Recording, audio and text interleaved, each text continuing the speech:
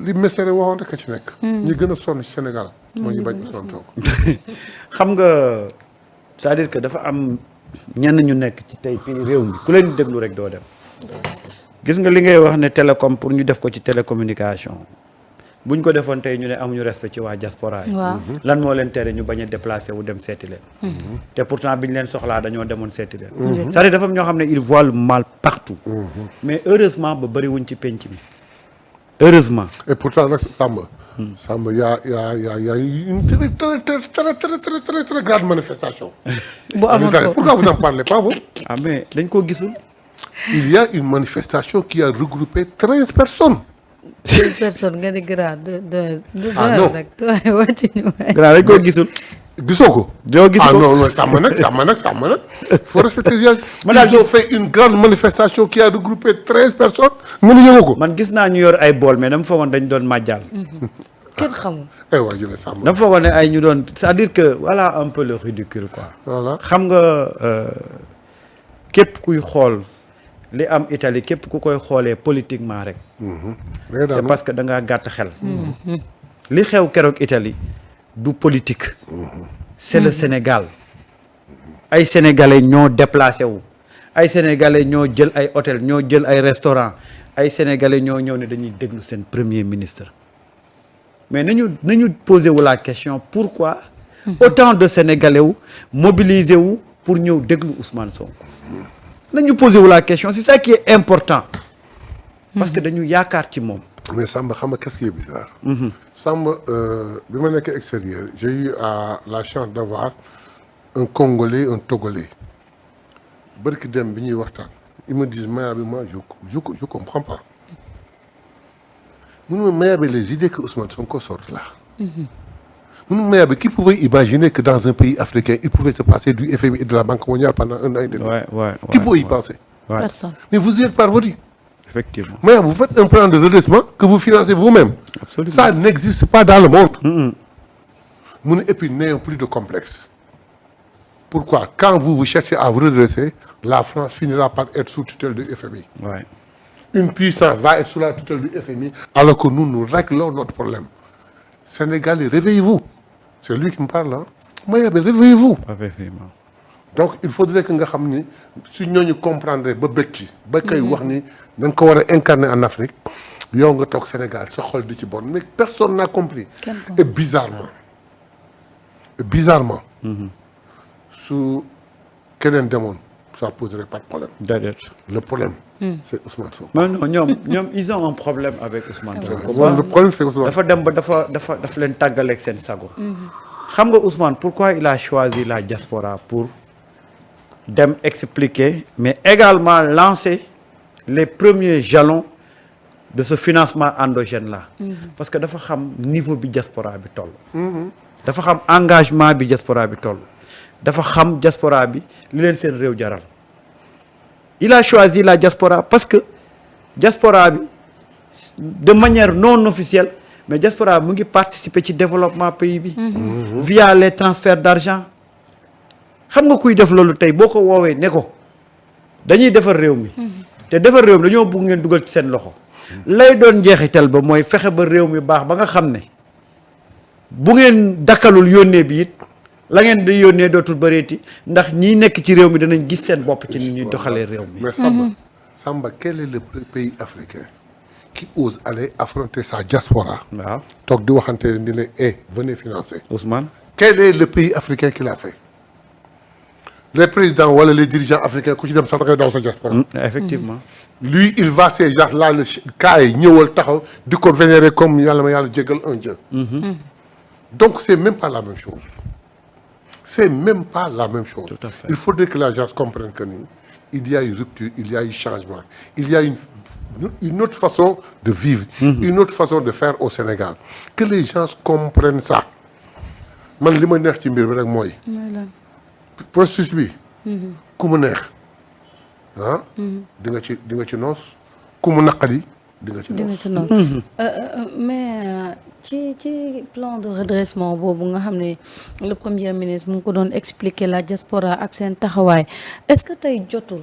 ak poste ni ñu ko defee woon conseil interministériel pour redresser ko tey ñu fexe ba poste boobu nan la ñu koy defaraatee ba diaspora mu doon seen banque nga xamante ni non seulement dina redresser poste mais en plus de cela dina tax ku ci nekk foo mënti nekk ndax poste quand même am na fépp foo dem daanaka loolu moom ñoom rek la ko yàlla may foo dem am na poste donc occasion la quand même pour ce nouveau régime tamit mu xool nan lay mën a def ba jël poste boobu fexe ni diaspora gisee seen bopp ba mën ko redresser. non xam nga dans le plan de redressement poste problème la boo xam ne dañ ko defar day durer. alors que le plan de redressement dundam nee nañ su màggee ba màgg ñetti at la. La poste il faudrait y injecter beaucoup d'argent et mettre une très grande organisation dans une rigueur. pour que poste nekkat poste. soo ko bëggee dugal ci plan de redressement rek daf ñuy sonal. non du dugg ci plan de redressement bi mais à part nga koy def. mais non soo bëggee wax waa diaspora ñëw leen. alors que la diaspora ñu ngi leen soxla feneen dans un investissement. il est de la responsabilité de l'État.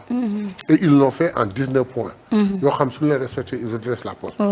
donc 19 points yooyu ñu ngi koy def poste redressé wu.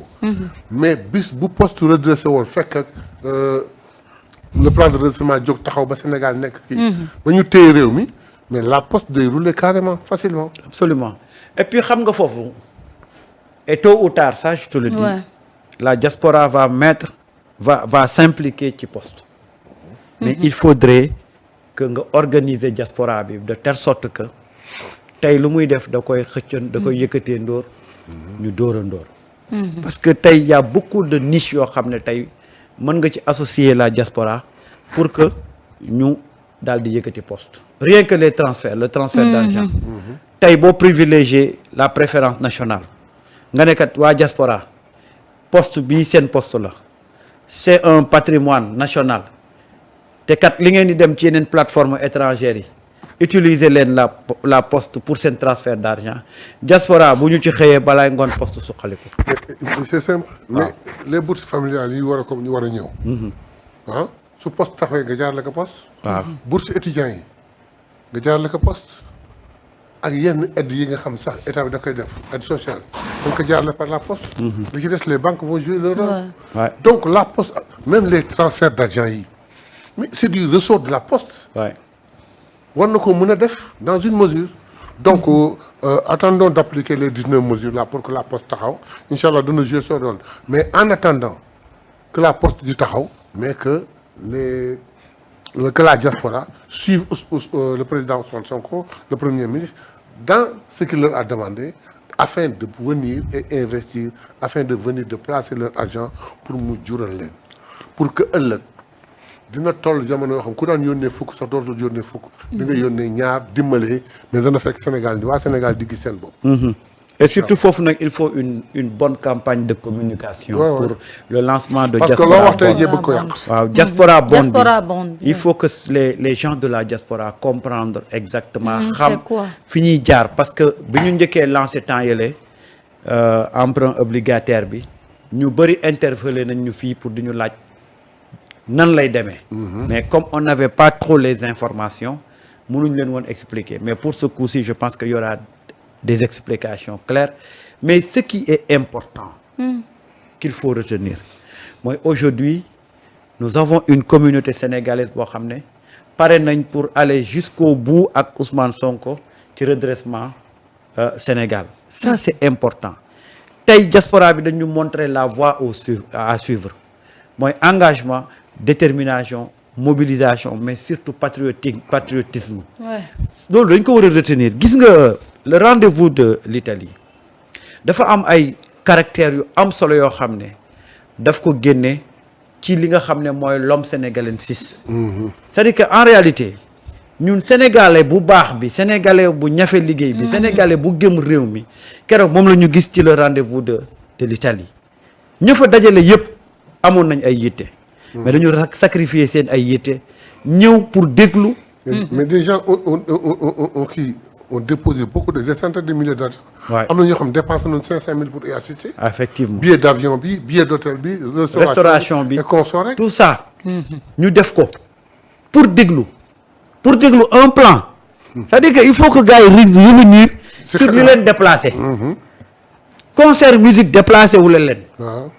ñëw toog di déglu leneen xam nga la moo leen déplacé ñëw déglu seen plan de redressement yi. dépenser beaucoup d'argent pour écouter l'explication de plan de voilà mais c'est ça qui est inédit mosul am ci Sénégal dans l'histoire politique du Sénégal mosuma gis autant de Sénégalais mobilisés pour déglu un homme